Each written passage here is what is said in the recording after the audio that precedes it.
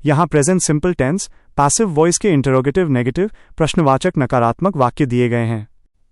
इन वाक्यों में सवाल भी पूछा जाता है और नहीं का भी इस्तेमाल होता है। रूल्स, नियम। इसमें हम ऑब्जेक्ट के तुरंत बाद नॉट लगाते हैं। 1.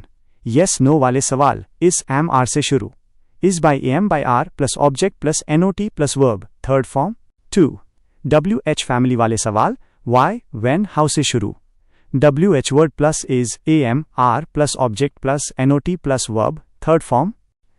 15. प्रश्नवाचक नकारात्मक वाक्य interrogative negative sentences.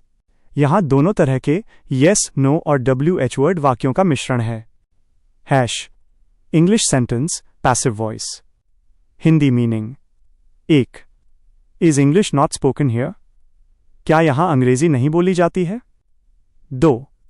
Are clothes not wash daily, क्या कपड़े रोज नहीं धोए जाते हैं। 3. Is the room not cleaned properly, क्या कमरा ठीक से साफ नहीं किया जाता है। 4.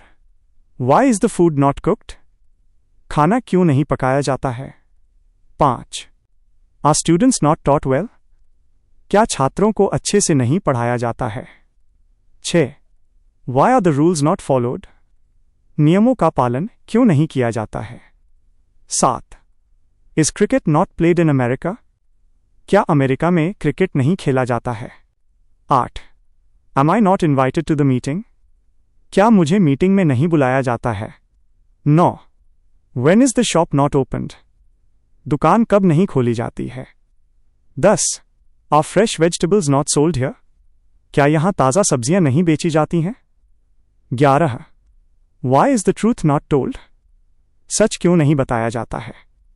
12. Is homework not given today, क्या आज होमवर्क नहीं दिया जाता है। 13. By whom is he not helped, उसकी मदद किसके द्वारा नहीं की जाती है। 14. How is this problem not solved, यह समस्या कैसे हल नहीं की जाती है। 15.